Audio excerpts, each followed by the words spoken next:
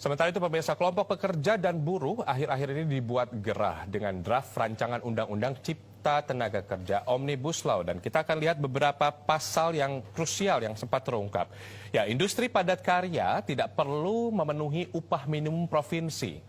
Lalu, cuti berbayar untuk pekerja dihapus dengan adanya Omnibus Law. Tadinya, pekerja berhak untuk mendapatkan cuti khusus untuk menikah 3 hari dan menghitankan atau menikahkan anak 2 hari, kemudian istri cuti melahirkan atau keguguran, dan cuti anggota keluarga meninggal selama 2 hari. Kemudian kita lihat untuk pekerja asing dan outsourcing.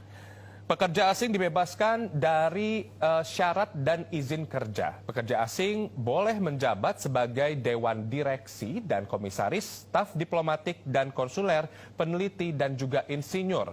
Pekerja asing startup dibebaskan bahkan dari syarat izin kerja.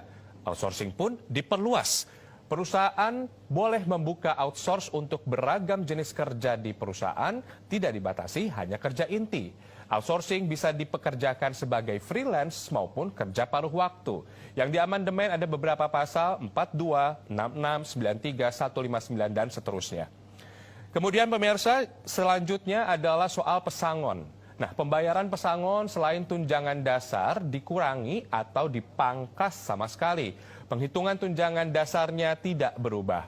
Penghitungan pembayaran pesangon, kemudian uang penghargaan masa kerja dan uang penggantian hak seperti cuti tahunan yang belum diambil, biaya ongkos pulang, penggantian perumahan, pengobatan, tadinya dibedakan berdasarkan alasan PHK-nya.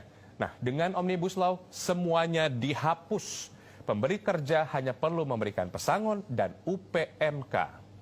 Selanjutnya kita lihat pemirsa soal PHK. Nah, hak pekerja untuk mengajukan gugatan jika di PHK sepihak dihapus. Gantinya ditambahkan asuransi untuk pekerja yang di PHK dan dikelola BPJS selama pekerja membayar premi BPJS-nya. Hak pekerjanya di PHK untuk mendapat upah senilai 8 bulan jika bekerja 21 tahun dan upah 10 bulan bila bekerja 24 tahun dihapus. Gantinya akan ada uang pemanis. Bonus senilai upah 1 bulan bila di PHK kerja kurang dari 3 tahun, senilai 2 bulan. Kemudian bila bekerja 3-6 tahun senilai 3 bulan dan bila kerja 6-9 tahun senilai 4 bulan.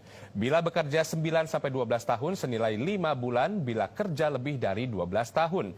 Dan bonus ini hanya berlaku bagi pengusaha, bagi usaha menengah dan juga besar tidak termasuk UMK. Silakan.